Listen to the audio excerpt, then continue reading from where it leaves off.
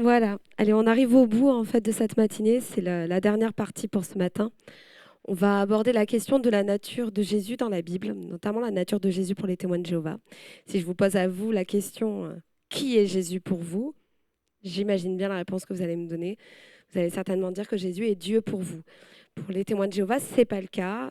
Jésus n'est pas Dieu pour les témoins de Jéhovah. C'est vraiment la grosse différence, j'ai envie de dire, entre les témoins de Jéhovah et les chrétiens. C'est vraiment ce qui nous différencie. Donc pour les témoins de Jéhovah, Jésus est le Fils de Dieu, mais il n'est pas un Fils unique dans le sens du divin. Il a un Fils angélique de Dieu. Donc c'est ça leur compréhension de la nature de Jésus. Et on va la détailler, on va voir en fait sur quoi ça s'appuie. Et on va essayer de comparer ça aux doctrines, à tout ce qu'on retrouve dans la Bible en fait, pour voir quelle doctrine on peut établir sur ce point-là.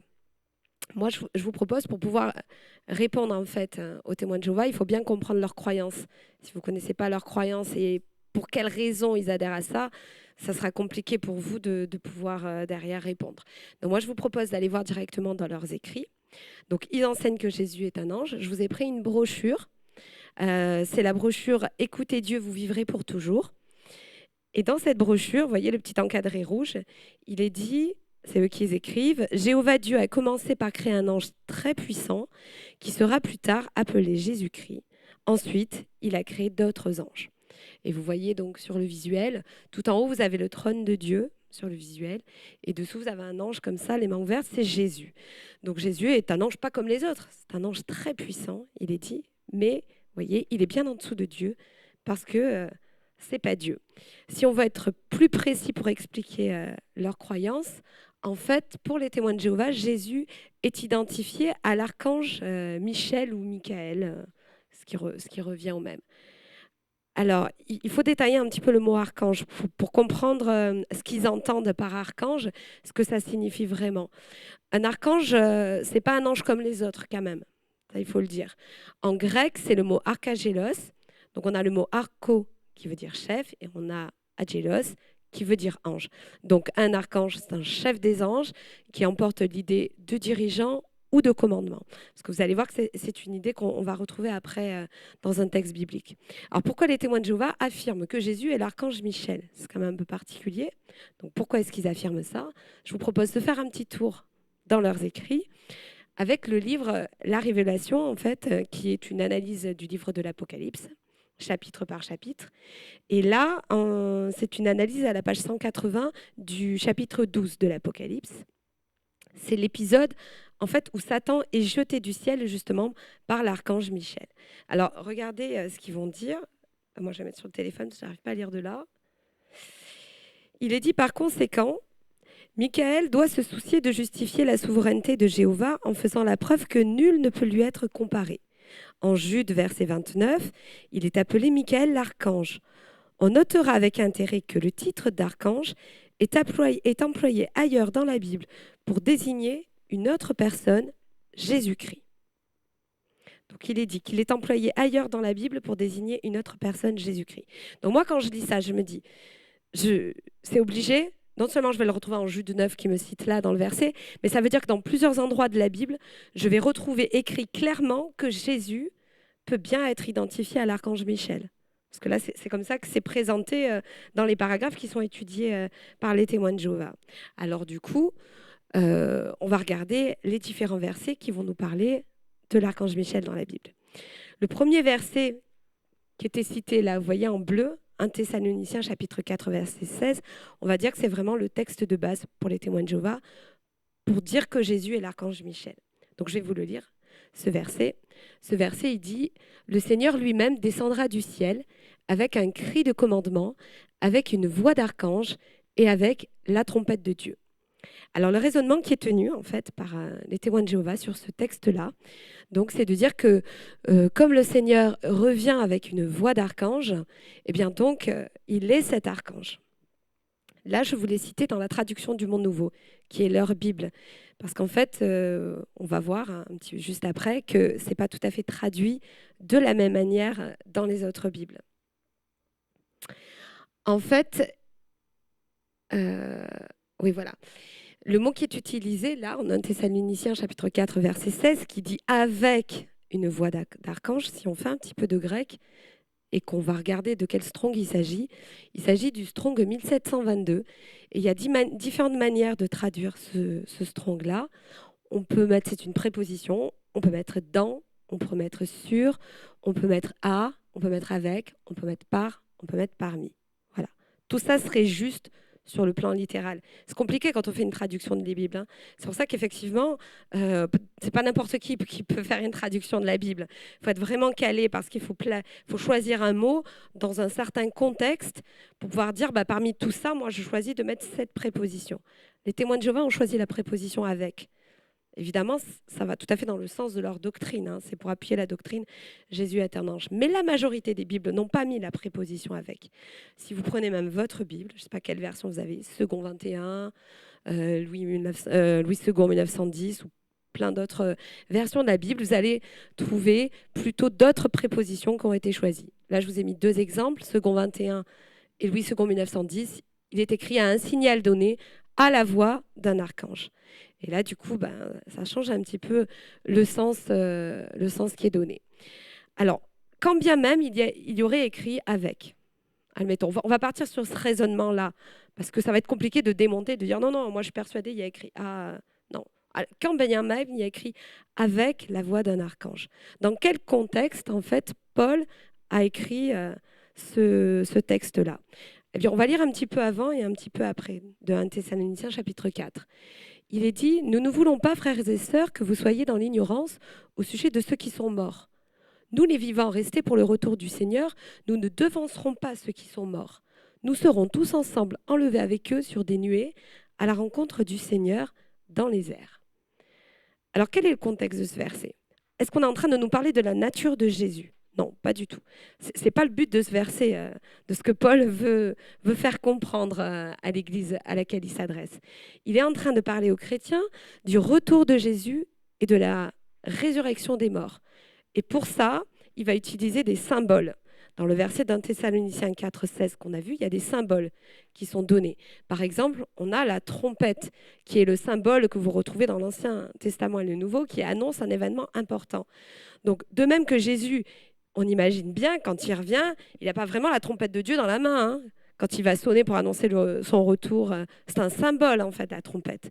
Et bien, de la même manière, dans la même phrase, en fait, c'est aussi un symbole. Il attribue une qualité de commandement à son cri. D'ailleurs, si on reprend 1 Thessaloniciens 4,16, regardez, il descendra du ciel avec un cri de commandement, avec une voix d'archange et avec la trompette de Dieu. Donc, c'est des symboles pour emporter l'idée, comme on l'a vu, de commandement, de direction et d'annonce d'un événement qui est important. Mais si un témoin de Jéhovah garde quand même sa conviction par rapport à ce verset en disant « Oui, mais quand même, c'est ambigu avec le mot « avec », je ne suis pas très convaincue. » Alors, il y a différentes manières de traduire ce verset. Et pour établir une doctrine, vous le savez, on ne peut pas se contenter de un verset pour établir une doctrine. Surtout un verset qui est traduit différemment dans plusieurs Bibles et qui porte à confusion parce qu'il n'est pas clairement dit « Jésus est Dieu ». Et on n'est pas en train de parler de la nature de Jésus. Donc, pour établir une doctrine, il faut plusieurs versets. Donc, est-ce qu'il y a d'autres versets qui permettent d'identifier que Jésus soit l'archange Michel? Apparemment, dans ce que disait leur livre, il y en avait plusieurs. Donc, on va les voir. Il y a exactement 6 versets dans la Bible qui parlent d'archange ou de Michel ou Michael, selon comment on l'appelle. Il y a 1 Thessaloniciens 4,16 que je vous ai cité. Vous allez retrouver aussi cette notion-là en Jude, verset 9. Et dans le livre de Daniel, au chapitre 10, vous avez le verset 13 et 21. Et au chapitre 12, le verset 1. Et en Apocalypse 12, 7. Alors, je me suis amusée à tous les prendre. Comme ça, je me suis dit, au moins, je vois. Et au moins...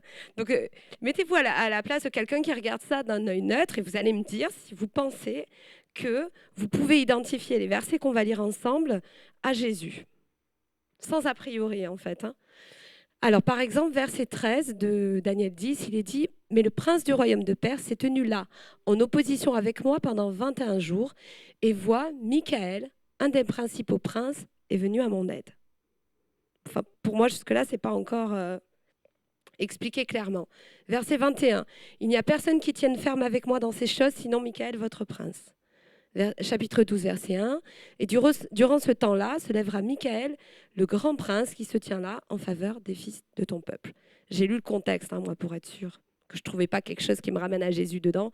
Il n'y a rien qui ramène à Jésus, en fait. Il n'y a rien dans Daniel, chapitre 10. Et même plus loin, moi, ce qui me saute aux yeux quand je lis ça, c'est pour ça que je vous l'ai mis en rouge, il est écrit Michael, un des principaux princes. Est-ce que vous pouvez dire de Jésus qu'il est un des principaux princes? Je ne sais pas, il faut se poser la question. Parce que pour moi, Jésus est pour les témoins de Jéhovah. Quand même, parce que ça, c'est une doctrine des témoins de Jéhovah. Jésus, c'est le Fils unique.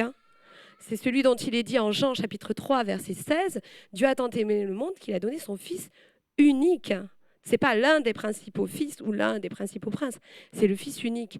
Et en grec, Fils unique, c'est pas rien, c'est le mot monogenèse. Le mot monogenèse, ça signifie unique en son genre. Il n'y en a pas d'autres comme lui. Ce n'est pas l'un des principaux. Donc dire que Jésus est l'archange Michel, ça reviendrait à renier cette unicité. L'expression l'un des principaux princes exclut le fait qu'il puisse être Jésus-Christ. En réalité, ce verset-là qui cite, en réalité, ça exclut le fait qu'il soit l'archange Michel. Le texte qui était cité dans ce que je vous ai lu tout à l'heure, c'était Jude, verset 9. Donc on va le prendre, parce qu'apparemment, s'ils l'ont mis, c'est que vraiment pour eux, ça veut dire que Jésus est Michel dans ce verset. Il est dit, « Mais quand Michael, l'archange, eut un différend avec le diable et qu'il discutait au sujet du corps de Moïse, il n'osa pas porter contre lui un jugement en termes injurieux, mais il dit que Jéhovah te réprimande. » Je l'ai pris aussi dans la traduction du Monde Nouveau. Comme ça, on voit vraiment ce qu'eux, ils voient en prenant cette Bible. Je ne sais pas ce qui vous saute aux yeux là-dessus. Alors déjà, moi, je n'arrive pas à identifier Jésus à l'archange Michel là. Mais en plus, moi, ce qui me choque, c'est d'imaginer la scène. C'est Michel et Jésus. Je sais pas, est-ce que vous pouvez imaginer que Jésus, il n'ose pas de porter de jugement contre le diable? C'est possible, ça? Qu'il ne puisse pas juger le diable, Jésus? Mais Jésus, c'est le juge. C'est le juge dans la Bible, Jésus.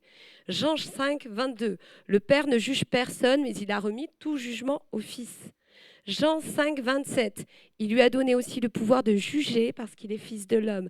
Jean 9, 39. Je suis venu dans ce monde pour un jugement. Donc dire que Jésus n'ose pas juger le diable, je trouve que c'est une grosse erreur doctrinale, en fait.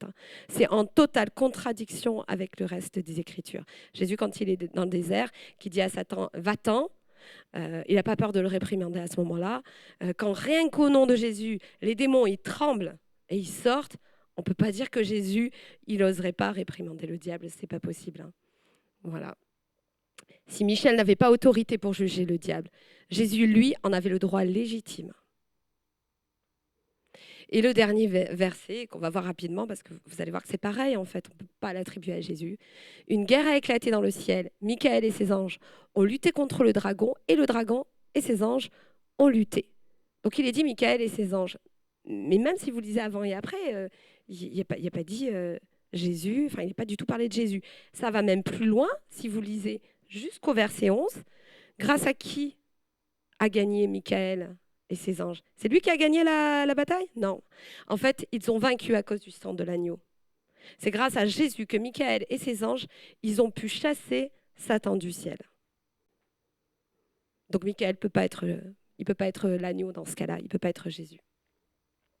Nulle part dans la Bible, Jésus est un ange. C'est une réalité, vous pouvez chercher autant que vous voulez. Par contre, il y a de nombreux versets qui montrent la divinité de Jésus dans la Bible. Déjà, vous avez des versets qui vous montrent la supériorité de Jésus sur les anges. Vous avez Hébreux. Je l'ai pris dans leur Bible parce que si vous prenez votre Bible à vous, c'est différent. Dans votre Bible à vous, vraiment, ça va vous prouver la divinité de Jésus, Hébreux chapitre 1. Mais la Bible des témoins de Jéhovah a vraiment modifié ce texte. Il est comme ça. Mais même en prenant leur texte, ça montre la supériorité de Jésus sur les anges parce qu'il est dit « Auquel des anges a-t-il jamais dit « Tu es mon fils, moi aujourd'hui je suis devenu ton père » Sous-entendu, aux anges, je n'ai pas dit ça, mais à toi, je le dis parce que tu es mon fils. Et ensuite, versets 7 à 8, à propos des anges, il dit, il fait de ses anges des esprits et des serviteurs publics, mais à propos du Fils, Dieu est ton trône à tout jamais. C'est cette phrase qui a été changée chez les témoins de Jéhovah. Donc, vous voyez, à propos des anges, je dis quelque chose, mais à propos du Fils, je ne parle pas de la même manière, parce qu'il y a une supériorité. Et pour revenir à la divinité, vous avez Jean chapitre 1, verset 1, dont on a parlé tout à l'heure. Au commencement, la parole existait déjà, la parole était avec Dieu et la parole était Dieu. Ça, c'est les traductions qu'on utilise couramment. Et la traduction du Monde Nouveau, comme vous l'avez vu tout à l'heure, elle écrit « et la parole était un Dieu ».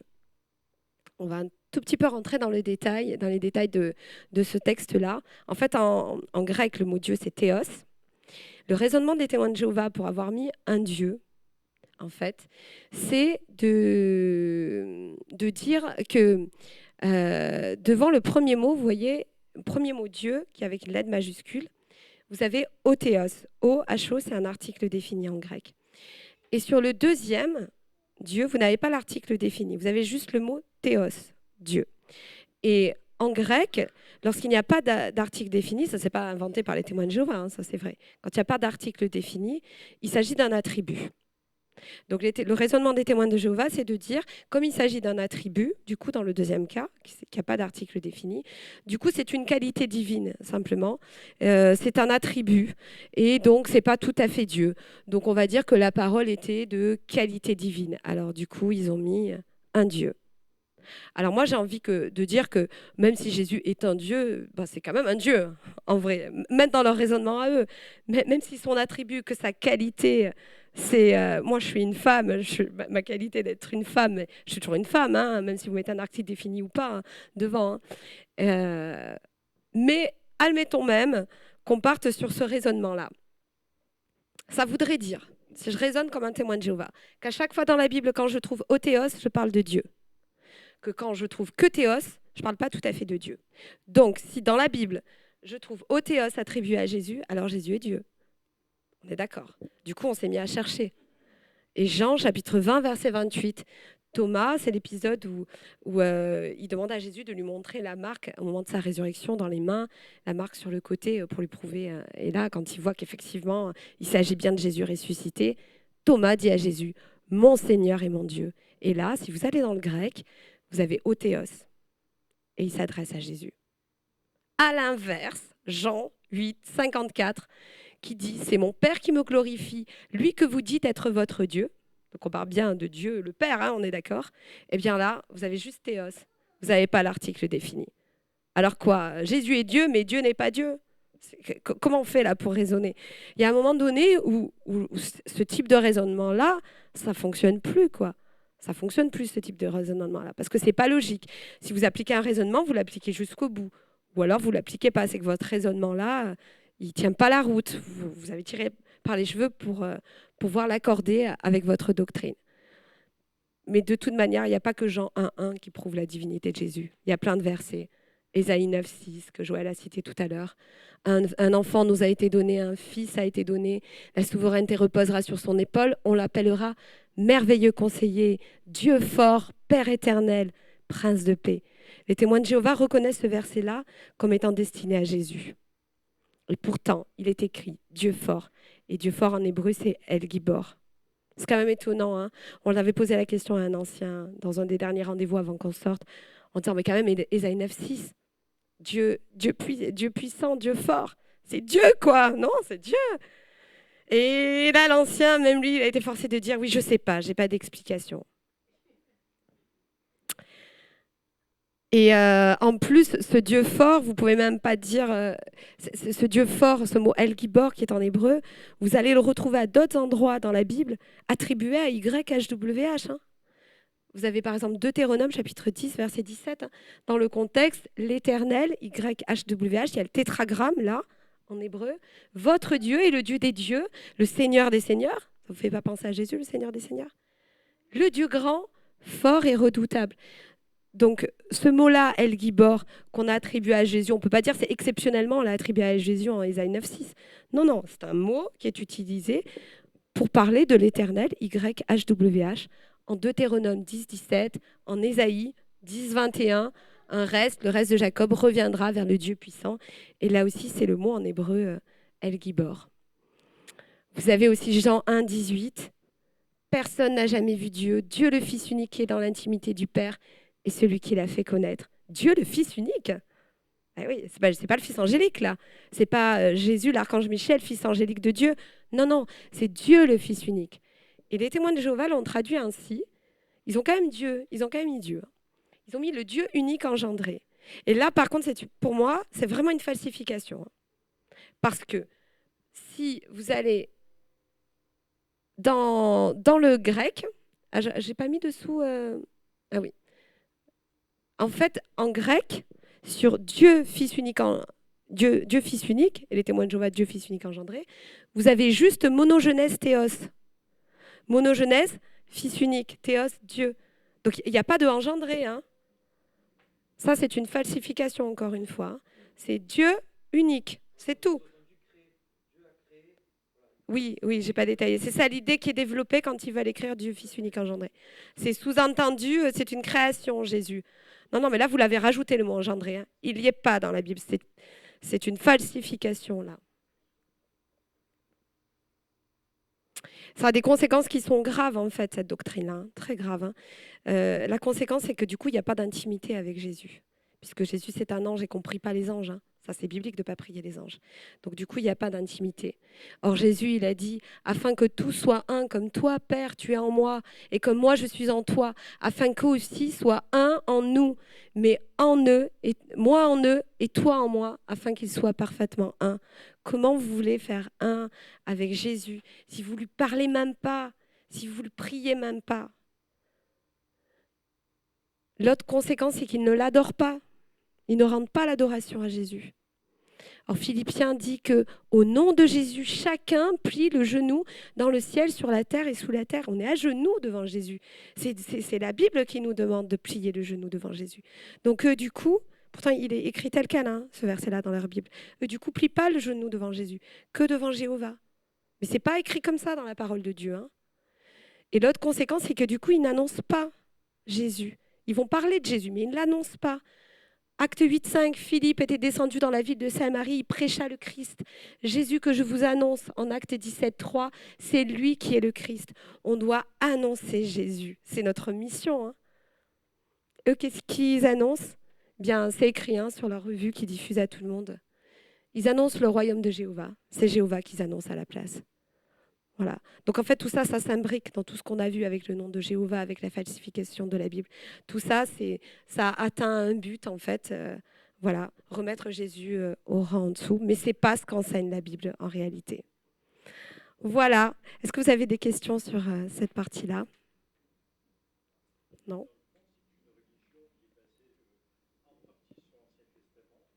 Beaucoup, oui. C'est vrai. Ouais.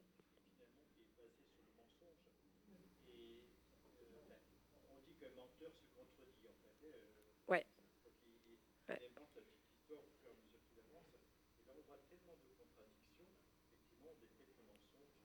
C'est vrai, au bout d'un moment, celui qui ment, il se fait coincer dans sa propre histoire. Et c'est ce qui arrive, parce qu'on voit bien que ça ne tient pas la route. Dès qu'on veut pousser le raisonnement de très loin. Le problème, en fait, c'est que comme on demande aux témoins de Jéhovah, ils n'ont pas le droit d'aller dans des églises pour aller écouter autre chose. Ils n'ont pas le droit de regarder... On n'avait pas le droit de lire d'autres écrits qui appartenaient pas aux témoins de Jéhovah, des écrits d'autres religions, hein, je veux dire. Hein. Donc en fait, on ne peut pas comparer, on ne peut pas pousser le raisonnement plus loin, puisqu'on doit s'en tenir qu'aux publications que l'organisation donne. Donc vous ne pouvez pas tenir ce type de raisonnement-là, c'est pas possible en fait. Là, vous êtes dans une case et vous n'avez pas le droit d'en sortir. Donc au moment où vous allez commencer à chercher, c'est pour ça qu'il faut une révélation quand même de Dieu, parce qu'au moment où vous allez commencer à chercher, vous êtes sorti du cadre déjà pour pousser un raisonnement comme ça. Donc c'est long, c'est difficile de sortir des témoins de Jéhovah. C'est vraiment un gros travail. Donc c'est juste des petites graines que vous pouvez semer en fait dans le cœur. Hop, vous semez des doutes en fait en disant oui mais il est quand même écrit ça. Attention, ils vont pas jamais un témoin de Jéhovah il va vous dire vous m'avez convaincu. On vous dira pas ça comme ça d'entrée. Hein. C'est normal parce que ils vont tout de suite se mettre en défense. Mais ça ne veut pas dire que vous n'avez pas semé de graines. Hein. Les graines là, de toute façon, c'est Dieu qui fait croître. Donc vous semez des petites graines dans le cœur et eux, si ça se trouve, ça va commencer à les faire réfléchir. Oui, ouais, oui,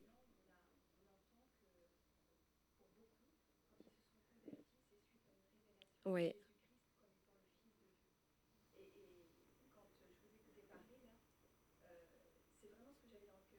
Mm.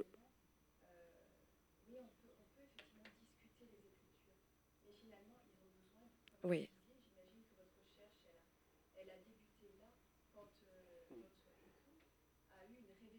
c'est ça, exactement. Ouais, ouais, ouais, c'est ça. Mais c'est pas en vain de semer quand même ces graines-là, parce que, par exemple, moi qui étais moins, quand je vous raconterai mon témoignage, qui était, lui, mon mari a plus de sensibilité comme ça à toutes ces choses. Et moi, je suis beaucoup plus terre à terre. Moi, il me faut des preuves, des faits, des choses comme ça. Je peux pas voilà, croire comme ça. Et je change pas facilement de point de vue. Non, mais donc moi, il fallait qu'il me donne des versets, des preuves. Voilà. Moi, c'est des choses comme ça qui ont permis qu'après, et après, j'ai eu une révélation de Dieu dans une prière et tout ça, mais le chemin, il a commencé par des graines plantées par des versets bibliques qui m'ont fait prendre conscience de la vérité.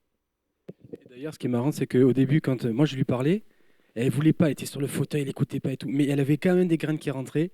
Parce qu'après, quand elle sortait en prédication avec son ami, eh ben, elle est là. Mais, mais tu sais, Joël il m'a parlé de ce texte, tu te rappelles? Mais il m'a dit ça quand même, c'est bizarre quand même, il m'a dit ça et tout.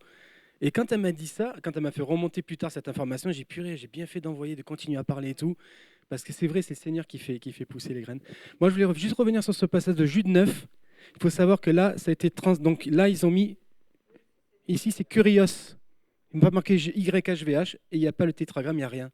Donc si on lit le texte, mais quand Michael, l'archange, eut un différend avec le diable et qu'il discutait au sujet du corps de Moïse, il ne nous a pas porté de jugement contre lui en termes injurieux, mais il dit que le Seigneur te réprimande. Et là, rien que là, on comprend que Jésus n'est pas Michael.